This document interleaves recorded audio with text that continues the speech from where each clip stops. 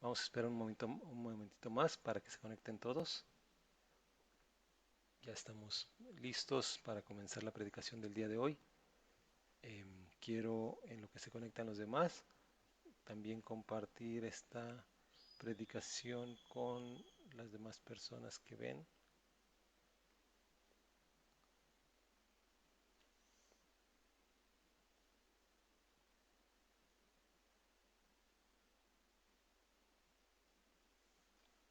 Dios les bendiga, hermanos. Dios les bendiga. Estamos empezando la transmisión de la predicación. Solamente un minuto para esperar a que se conecten más hermanos. Un momentito.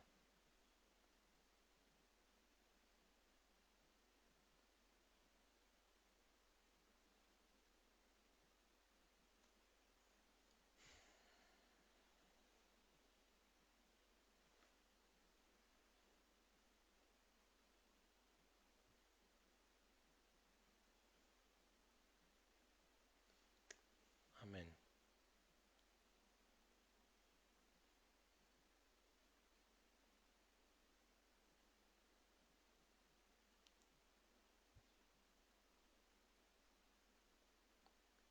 Amén.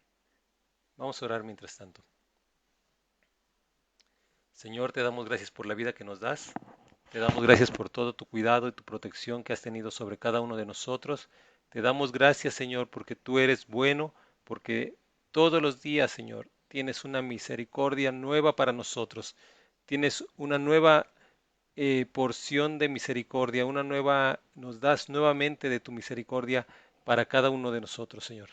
Para tu pueblo, para tus hijos, Señor. Para México, Dios.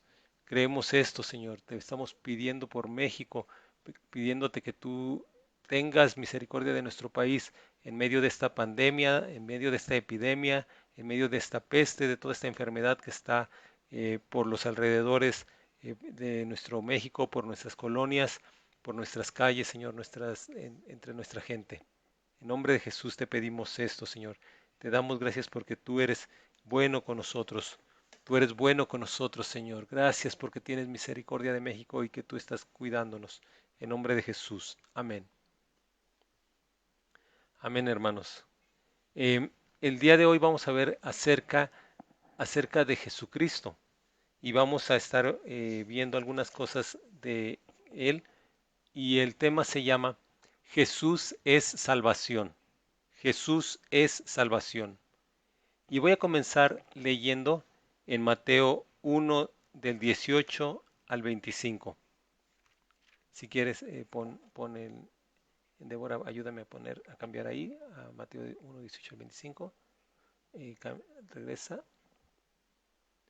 hasta el inicio. Ahí, exacto. Y aquí Mateo 1 del 18 al 25 es el anuncio del nacimiento de Jesucristo. Y dice así, el nacimiento de Jesús, el Cristo, fue así. Su madre, María, estaba comprometida para casarse con José, pero antes de unirse a él, resultó que estaba encinta por obra del Espíritu Santo. Como José, su esposo, era un hombre justo y no quería exponerla a vergüenza pública, resolvió divorciarse de ella en secreto. Pero cuando él estaba considerando hacerlo, se le apareció en sueños un ángel del Señor y le dijo, José, hijo de David, no temas recibir a María por esposa, porque ella ha concebido por obra del Espíritu Santo. Dará a luz un hijo, y le pondrás por nombre Jesús, porque él salvará a su pueblo de sus pecados. Todo esto sucedió para que se cumpliera lo que el Señor había dicho por medio del profeta. La Virgen concebirá y dará a luz un hijo, y lo llamarán Emmanuel, que significa Dios con nosotros.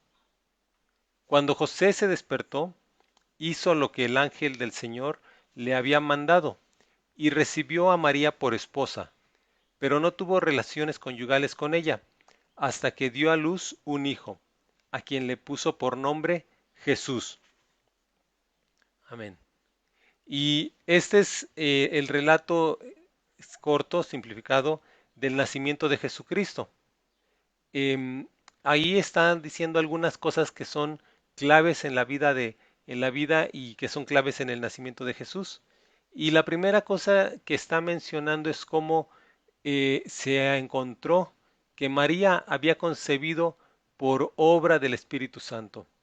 Y esta es una de las cosas que es súper cuestionado, que es una de las cosas que las personas más tienden a rechazar.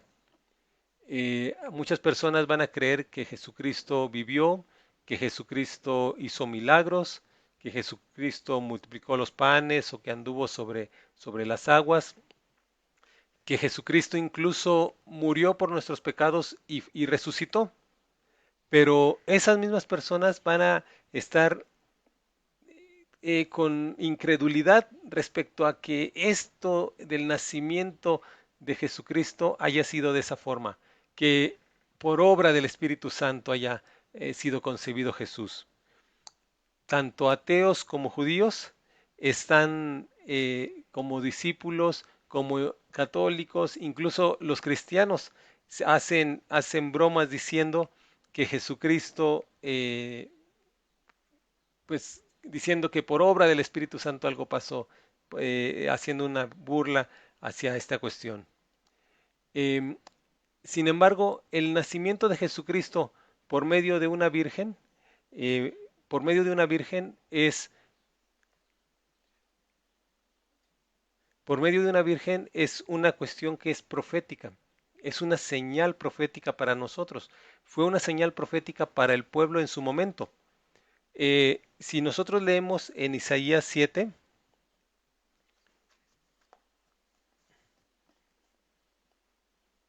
en Isaías capítulo 7, versículo 14, dice, por eso el Señor mismo les dará una señal. La joven concebirá y dará a luz un hijo, y lo llamará Emanuel. Cuando sepa elegir lo bueno y rechazar lo malo, comerá cuajada con miel, porque antes de que el niño sepa elegir lo bueno y rechazar lo malo, la tierra de los dos reyes que tú temes quedará abandonada. Y aquí donde Dios trajo esta profecía por medio de el profeta Isaías, diciéndoles que Dios mismo iba a dar esta señal. Una joven virgen, una joven no desposada, iba a dar a luz un hijo. Y que ese hijo iba a ser llamado Emanuel, iba a ser llamado Dios con nosotros. Emanuel, Dios con nosotros. Esto significa que cuando las personas se enteraron que María había concebido, que María estaba embarazada, que tenía en su vientre a un bebé y que ella no había estado con ningún hombre, con ningún varón. Ella estaba desposada, ella estaba comprometida para casarse con José, pero José y ella no habían estado juntos como esposos aún.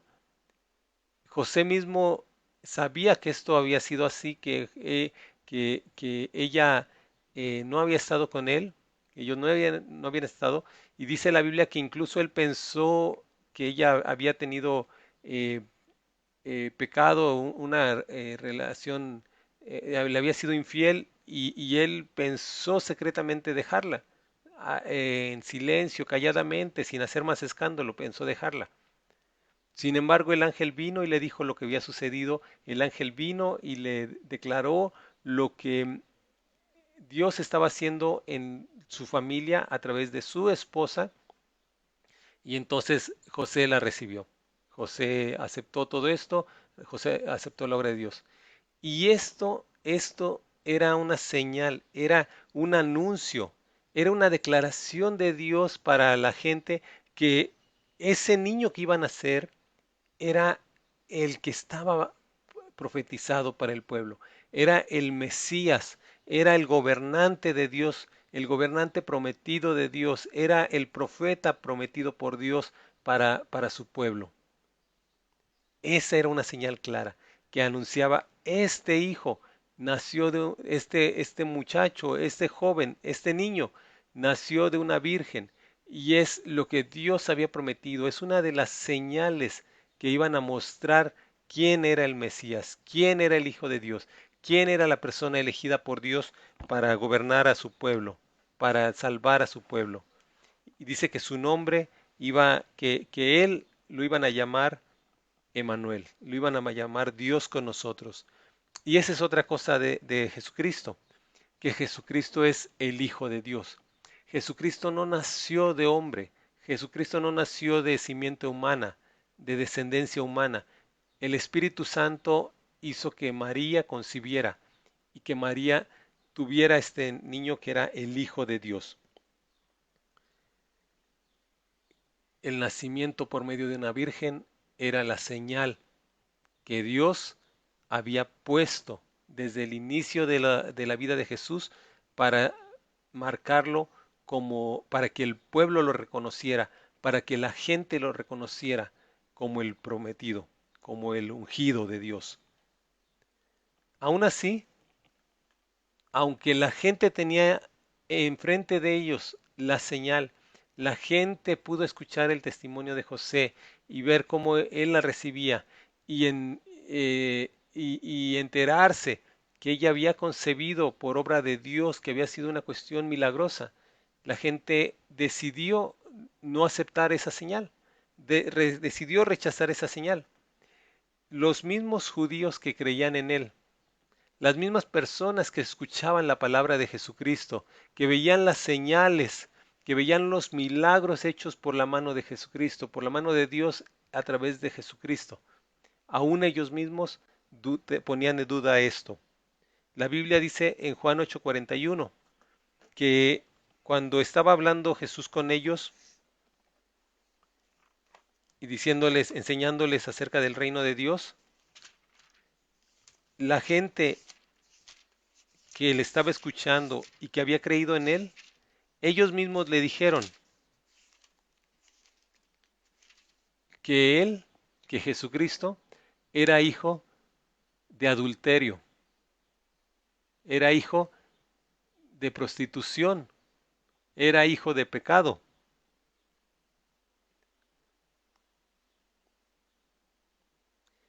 En Juan 8:31 comienza diciendo: Jesús se dirigió entonces a los judíos que habían creído en él y les dijo: si se mantienen fieles a mis enseñanzas, serán realmente mis discípulos y conocerán la verdad, y la verdad los hará libres. Y esas palabras les ofendieron, porque dijeron: nosotros somos descendientes de Abraham y nunca hemos sido esclavos de nadie. ¿Cómo puedes decir que seremos liberados? Y Jesucristo les enseñó que las personas que pecan son esclavos del pecado. Ciertamente les aseguro que todo el que peca es esclavo del pecado. ¿Sí? Y entonces les siguió enseñando, les siguió enseñando. Jesucristo les dijo después: yo hablo de lo que he visto en presencia del Padre, así también ustedes hagan lo que del Padre han escuchado. Ellos dijeron: nuestro padre es Abraham. Si fueran hijos de Abraham, harían lo mismo que él hizo. Ustedes, en cambio, quieren matarme, a mí que les he expuesto la verdad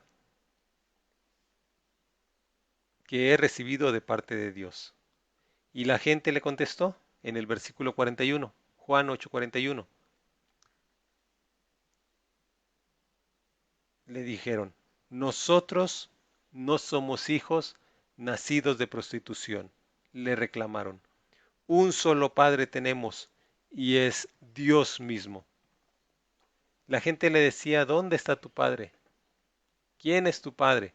Porque la gente rechazaba, viendo las señales, viendo los milagros, viendo la gente, los enfermos sanados, los muertos resucitados, viendo los milagros donde Él multiplicaba los panes y daba de comer ante multitudes, ante miles de personas, a plena luz del día, en público, en lugares abiertos eran estas señales, eran estos milagros. Aún así, la gente decidía no creer. Las personas decidían no creer y no recibirle y no recibir sus palabras. Nosotros pensamos, bueno, es que yo no puedo creer las palabras de la Biblia porque todo eso pasó hace 2000 años. Jesucristo vivió hace 2000 años y ahora yo ya no puedo creer en eso, no lo veo, no tengo certeza. La gente que vivió y caminó con Jesucristo también tenía la misma incredulidad. La gente que vivió con Jesucristo también tenía la misma incredulidad y estaba rechazándole. ¿Sí? ¿Y cómo eres tú? ¿Tú qué tanto crees en la palabra de Dios? ¿Qué cosas crees de la palabra de Dios?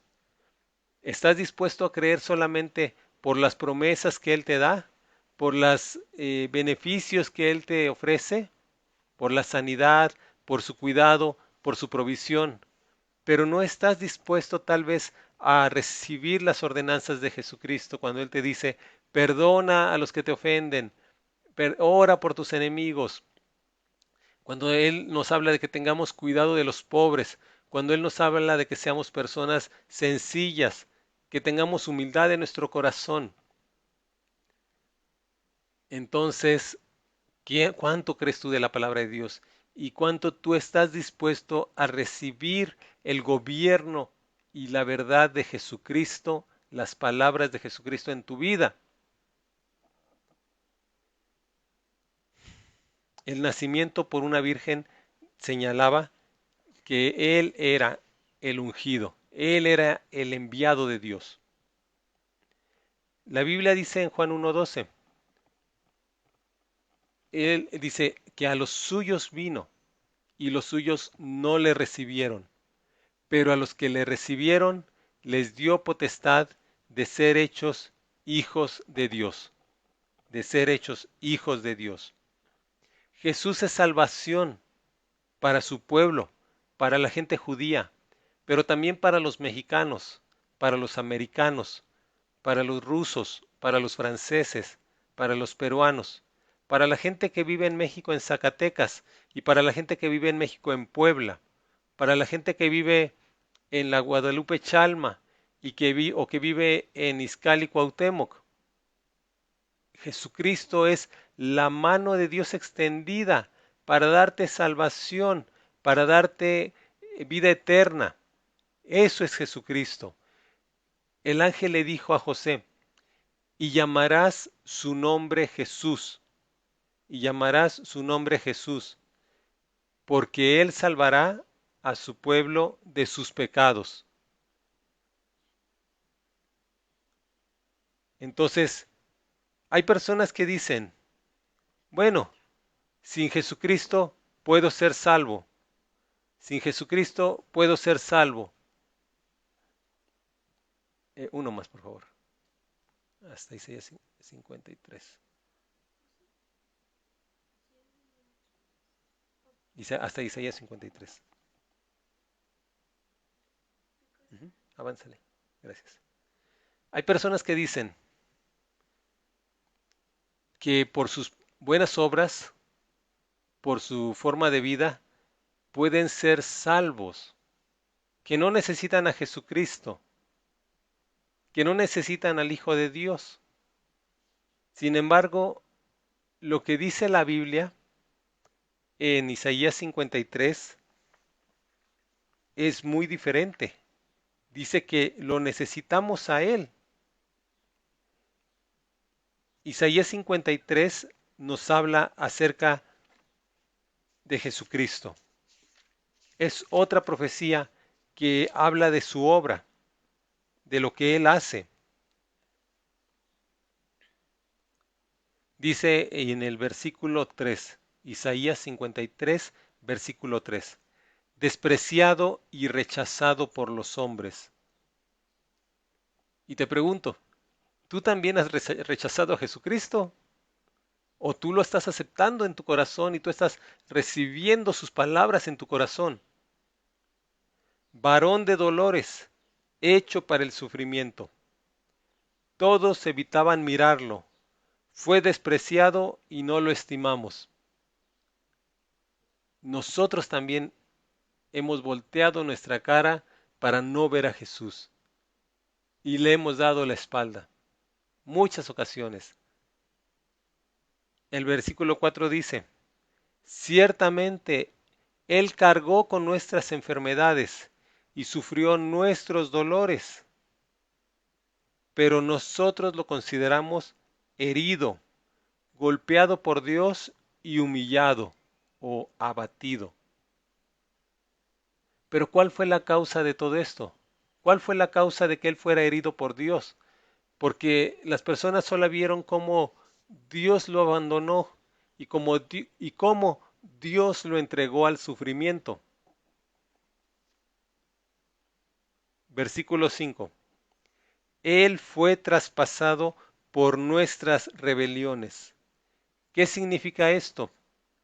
Los clavos que lo hirieron, las espinas que pusieron en su cabeza como una corona, la lanza con la que atravesaron su costado. Él fue traspasado por nuestras rebeliones, por nuestra rebelión en contra de Dios. ¿Cómo vamos a ser salvos sin Jesús si Jesús tuvo que ser traspasado, herido, atravesado con una lanza y sus manos abiertas, con clavos en la cruz, por nuestras rebeliones en contra de Dios? ¿Cómo vamos a ser salvos sin Jesús? Dice, Él fue molido por nuestros pecados, por nuestras iniquidades. Y esto significa, Él fue molido, lastimado, herido por nuestra maldad grande, nuestra maldad en grande manera, que la Biblia dice iniquidad, por la gran forma en que nosotros hemos tenido maldad. Sobre él recayó el castigo. Él recibió el castigo, es lo que está diciendo. Él cargó con el castigo que era para nosotros. Y ese castigo era el precio de nuestra paz. Sobre él recayó el castigo, precio de nuestra paz. Eso significa, y eso quiere decir que nosotros éramos enemigos de Dios. Estábamos en pelea, en lucha, en guerra. Éramos enemigos de Dios.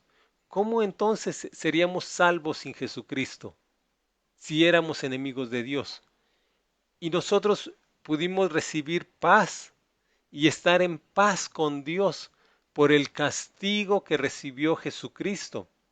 El castigo que era el precio de mi paz con Dios cayó sobre Jesucristo. ¿Cómo podría ser salvo sin Jesucristo? ¿Cómo podría ser salvo sin Jesús? Gracias a sus heridas fuimos sanados. Gracias a sus heridas fuimos sanados. Y esa es una promesa de sanidad para las personas que creen en Jesús. Todos andábamos perdidos como ovejas. Cada uno seguía su propio camino. ¿Cómo podríamos ser salvos sin Jesús si nuestros caminos son apartados de Dios, son lejanos a Dios, si nosotros nos vamos de Él? Cada uno seguía su propio camino, pero el Señor hizo recaer sobre Él la iniquidad de todos nosotros. Maltratado y humillado, ni siquiera abrió su boca. Como cordero fue llevado al matadero, y como oveja enmudeció ante su trasquilador, y ni siquiera abrió su boca. Después de aprenderlo y juzgarlo, le dieron muerte. Nadie se preocupó por su descendencia. Fue arrancado de la tierra de los vivientes y golpeado por la transgresión de mi pueblo. se le asignó un sepulcro con los malvados y murió entre los malhechores. Y aquí ves promesas, profecías, más bien profecías cumplidas en la vida de Jesús. Cómo él murió rodeado por dos ladrones que fueron crucificados junto con él. Otra profecía sobre Jesucristo que fue cumplida. Otra profecía directa y clara sobre él. Y cuando los judíos esperaban a un Mesías que los iba a libertar y que iba a ser salvación para ellos y que iba a gobernar y todo, se olvidan de esta parte que dice que fue arrancado de la tierra de los vivientes, que el Mesías prometido tenía que ser arrancado de la tierra de los vivientes, que tenía que recibir un sepulcro con los malvados y morir entre malhechores, porque Jesucristo es el Cordero de Dios que quita el pecado del mundo. Así lo dijo Juan el Bautista. He aquí el Cordero de Dios que quita el pecado del mundo. Jesucristo es salvación. Jesucristo es el Salvador de todos nosotros. En Él podemos encontrar la salvación si estamos dispuestos a darle nuestro corazón, a creer que Dios le levantó de los muertos y a confesar y a declararlo y a establecerlo como el Señor de nuestra vida.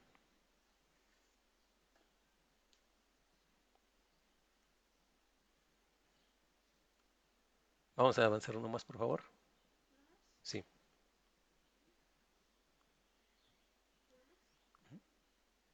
No, uno antes.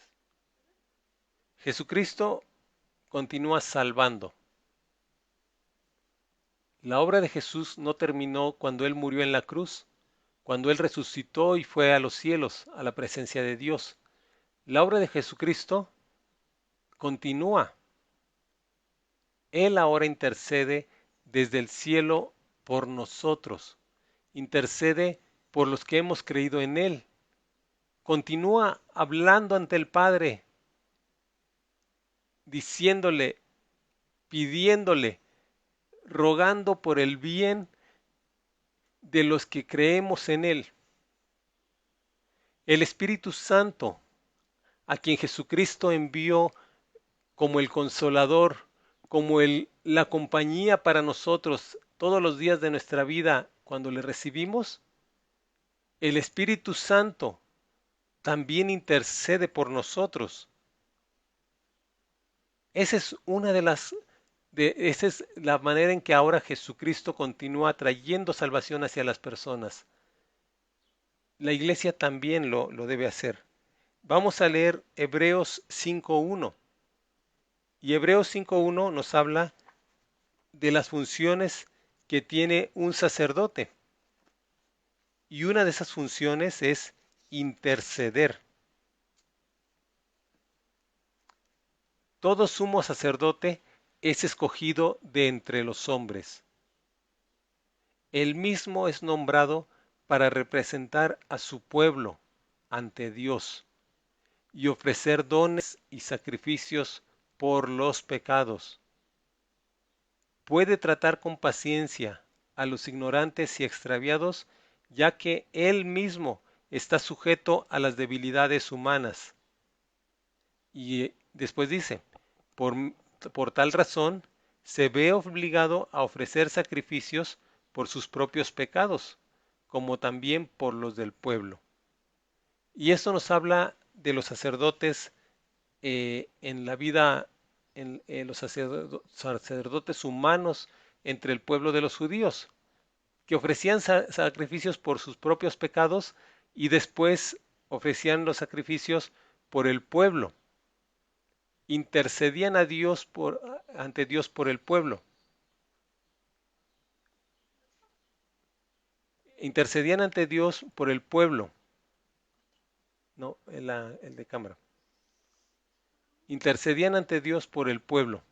Presentaban los pecados del pueblo ante Dios para que el pueblo recibiera salvación. Y eso es lo que hizo Jesucristo. Él entró con su propia sangre ante el trono de Dios y la presentó como el sacrificio hecho para perdón de los pecados de toda la gente, de los que creen en su nombre. Hay personas que dicen, Jesucristo murió por todos y todos vamos a ser salvos, pero no es así. La Biblia dice que a los que creen en su nombre les dio el derecho de ser hijos de Dios, a los que creen en su nombre, no a los que le rechazaron, no a los que niegan de él, no a los que nunca se han humillado delante de Dios para reconocer a Jesucristo como el enviado. Solo a los que creen en su nombre, a los que confiesan que Él es su Salvador, a los que viven como que Él es el Señor, el gobernante de sus vidas. Entonces,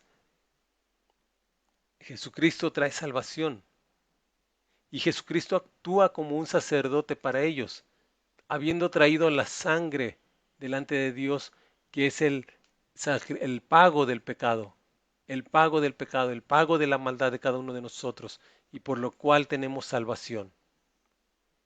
Y no terminó ahí su obra, sino que Él continúa intercediendo por cada uno de nosotros.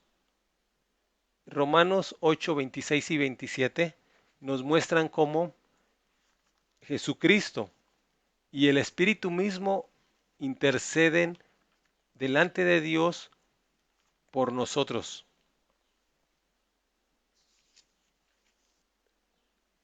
Romanos 8:26.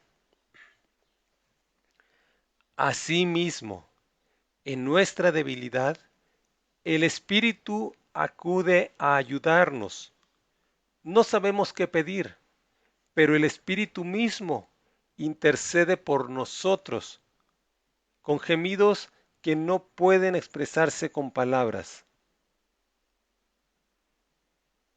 El Espíritu Santo intercede por nosotros. Jesucristo dejó al Espíritu Santo para guiarnos a toda verdad, para enseñarnos todas las cosas, para confortar nuestros corazones, para que seamos llenos de poder por su presencia. Pero también el Espíritu Santo intercede, intercede por nosotros, pide por nosotros, pide el Espíritu Santo, pide por nosotros. Ahora, quiero que veas el versículo 34. ¿Quién condenará? Cristo Jesús es el que murió e incluso resucitó y está a la derecha de Dios e intercede por nosotros. Otra vez, Cristo Jesús es el que murió e incluso resucitó y está a la derecha de Dios e intercede por nosotros. Esto es parte de la obra de sacerdocio que Jesucristo tiene, que Jesucristo continúa siendo. Él no solamente fue el sacrificio, el cordero que fue puesto para dar su sangre por nuestros pecados, para morir en nuestro lugar. Él también es el sacerdote que llevó esa sangre a la presencia de Dios y la presentó, cumpliendo todo el proceso de sacerdocio, de perdón de los pecados, de expiación del pecado de mi maldad y de la tuya. Y hoy Jesucristo continúa intercediendo por nosotros delante de Dios. El Espíritu Santo intercede por nosotros delante de Dios. Entonces, también quiero que sepas que Él interceda, que Él pida por nosotros, es una parte de la labor. Y la otra parte de la labor viene con nuestro propio arrepentimiento, con nuestra propia entrega a Jesucristo, con nuestra propia decisión por seguirle a Dios. Y de la misma forma, la iglesia debe interceder por el pueblo, por la ciudad en la que vive, por los amigos y por los vecinos, por los familiares, por los conocidos y amigos, por los gobernantes, para que la gente que nos rodea sea también seguidora de Jesucristo, se arrepienta de sus malos caminos y venga a seguir a Jesucristo. Hay varios versículos en la Biblia. Un ejemplo de esto es Daniel 9, versículo 12. Daniel 9, versículo 18. Y ahí tú puedes ver cómo Daniel estaba intercediendo, estaba pidiendo a Dios por toda la nación. Él estaba confesando y recibiendo la maldad de toda la gente. Él estaba reconociendo delante de Dios que todo el pueblo se había apartado de él y que merecían el castigo, pero al mismo tiempo estaba pidiendo por la misericordia de Dios. Daniel 9:18.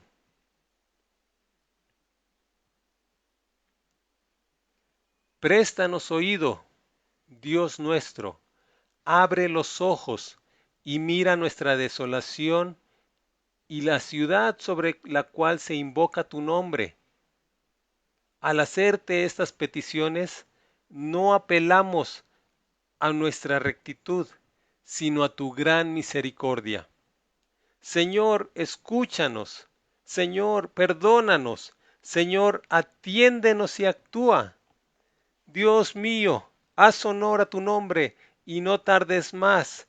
Tu nombre se invoca sobre tu ciudad y sobre tu pueblo. Y México es una nación de creyentes. La nación está llena de creyentes, de gente que le sirve a Jesucristo con todo su corazón. Y así como Daniel pedía por su nación, así nosotros debemos pedir por nuestra nación y hacer colaborar juntamente con Jesucristo, pidiéndole a Dios por la salvación de nuestros amigos, de nuestros familiares, de nuestros vecinos, de nuestros compañeros de trabajo, de los que nos rodean, de nuestra ciudad. Podemos pedir a Dios por la vida, por la salud de nuestro país, de nuestra ciudad, de nuestra colonia, por la por la salud de nuestra calle, por la salud de nuestra casa. Podemos interceder a Dios por ellos. Quiero aclarar que esto no significa que entonces Dios los perdona automáticamente y que entonces ellos se van a ir al cielo porque ya pedimos por ellos. Lo que hacemos es pedir a Dios porque la gente, porque Él toque su corazón, porque Él los traiga, los acerque a ellos y les muestre, se muestre a las personas como el Dios verdadero y que las personas lo puedan seguir, que Dios tenga misericordia de nuestra gente y que la gente se arrepienta, que nos dé oportunidades de hablar del Evangelio y que las personas escuchen, pongan atención, estén dispuestos a acercarse a Dios, a abrir una Biblia y a leer en la Biblia las palabras de Jesucristo, a hacer oración a Dios y confesar sus pecados y recibir a Jesús como su Salvador, a empezar a asistir a una iglesia, a empezar a reunirse y congregarse en una iglesia. Esa es nuestra labor, esa es parte de lo que nosotros debemos hacer, orar e interceder por la gente, por los gobernantes, por los vecinos, por los amigos, para que Dios haga esta obra de salvación en ellos. Y las personas responderán y las personas tendrán acercamientos a Dios. Quiero también leer otros versículos. Efesios 6:18.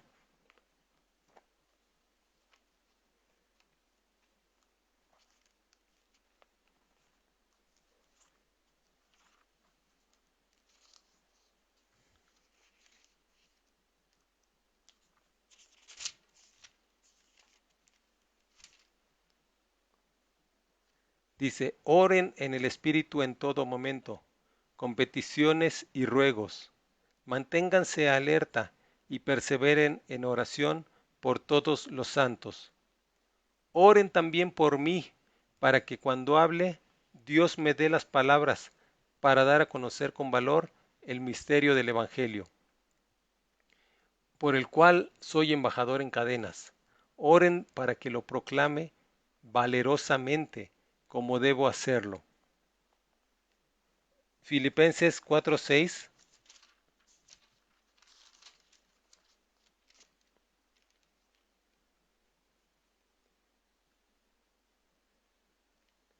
No se inquieten por nada, más bien, en toda ocasión, con oración y ruego, presenten sus peticiones a Dios y denle gracias.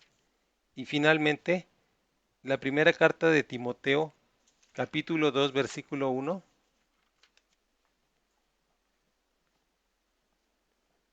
dice Pablo a Timoteo: así que recomiendo, ante todo, que se hagan plegarias.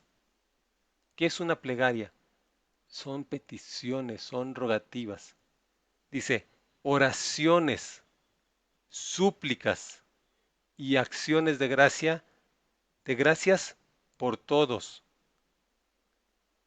O sea, por todas las personas tú debes hacer plegarias, rogativas a Dios, debes hacer oraciones, debes hacer súplicas y debes también traer acciones de gracias por las personas. Dice, especialmente por los gobernantes y por todas las autoridades, para que tengamos paz y tranquilidad y llevemos una vida piadosa y digna. Esto es bueno y agradable a Dios nuestro Salvador, pues Él quiere que todos seamos salvos y lleguen a conocer la verdad. Porque hay un solo mediador entre Dios y los hombres, Jesucristo hombre, quien dio su vida como rescate por todos.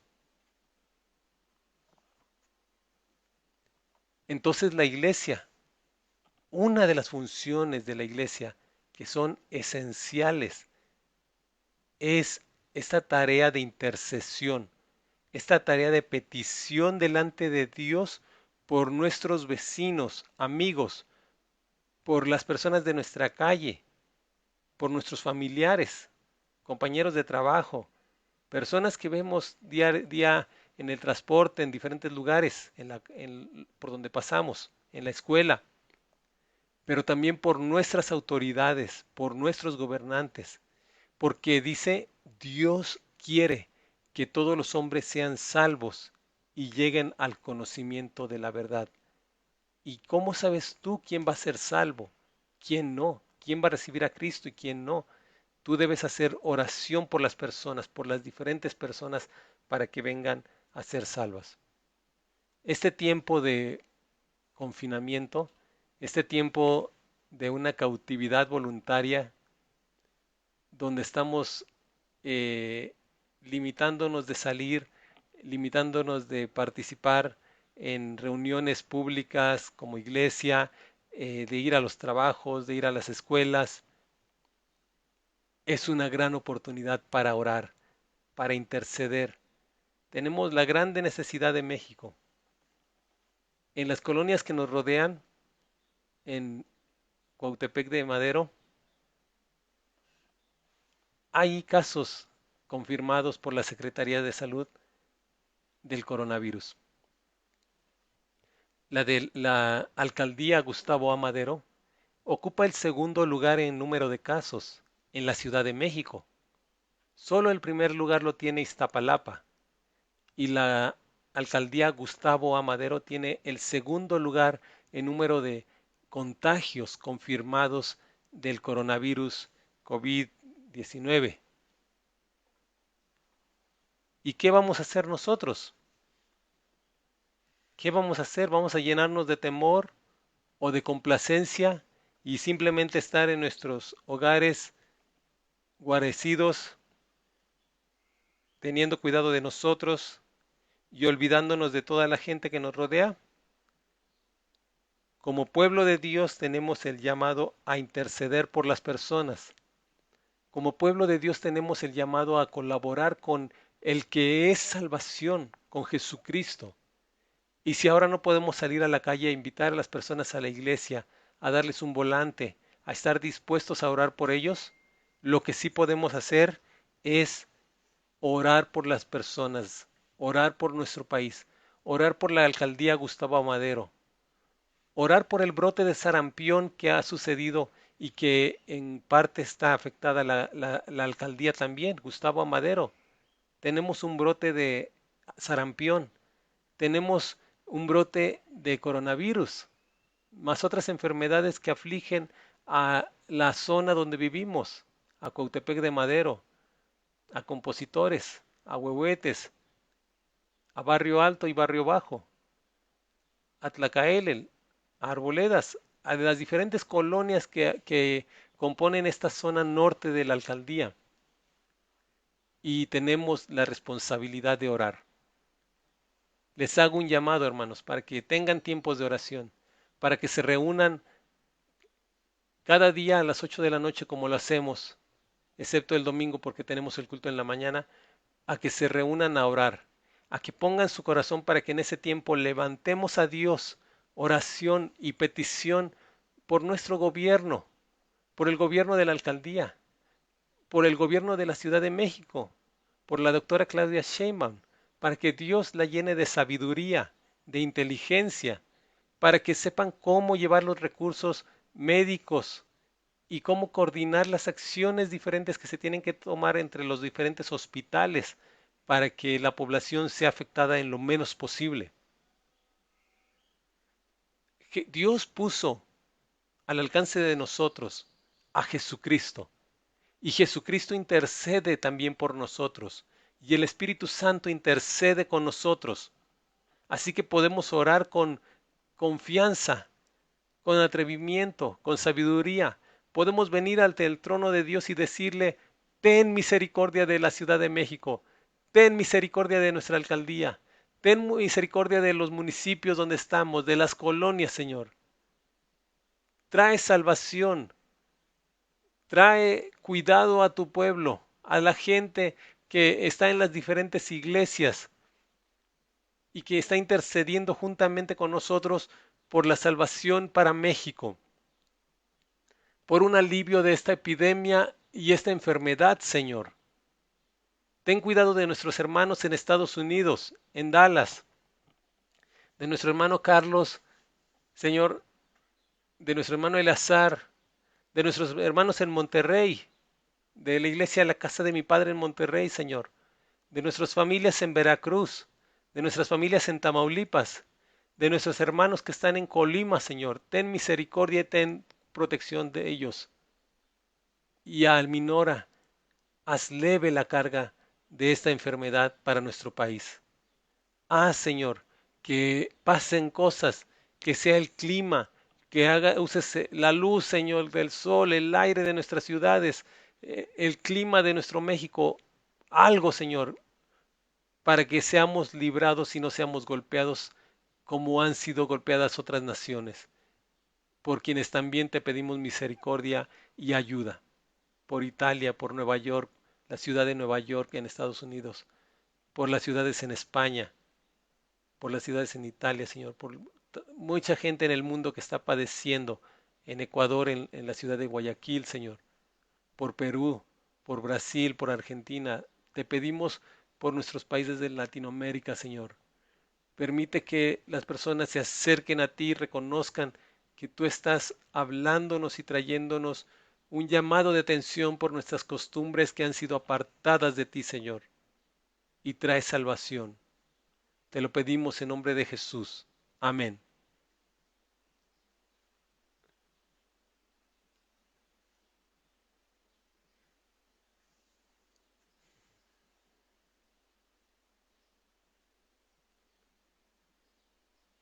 Amén, hermanos.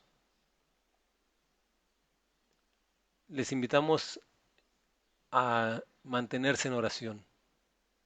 Les invitamos y les hago un llamado, hermanos en Cuautepec, personas que nos vean en la Ciudad de México o en cualquier otra parte de México o del mundo, a ser responsables por su salud, por la salud de su familia y exponerse lo menos posible en público y evitar en lo posible salir, porque estas son las medidas que nos han indicado nuestros gobernantes, nuestros doctores, para guardar la salud de la comunidad, la salud de la población.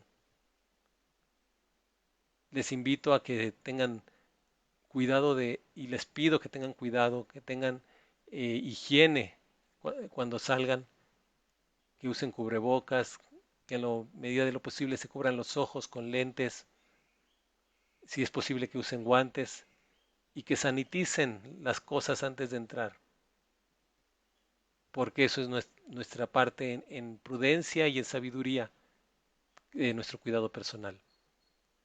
Y que tengan también un tiempo para orar todos los días, para pedir misericordia a Dios, porque Dios está en control, porque Dios sigue en control de nuestra vida, de nuestra familia, de nuestra economía, de nuestro país. Dios sea bendecido, Dios sea bendito, que Él nos ayude. Y yo creo en la bendición de cada uno, sobre cada uno de ustedes. Creo que Dios extiende su mano sobre ustedes y los guarda, los bendice. Provee para sus necesidades. Trae salud a sus casas, a sus familias. La bendición de Dios sea con ustedes y su protección y su cuidado sea sobre cada casa, sobre cada persona, en el nombre de Jesús. Dios te bendiga. Si puedes, conéctate hoy a partir de las 5 de la tarde también a la transmisión del grupo Somos Uno, que continuará el día de hoy. Dios te bendiga. Dios te bendiga.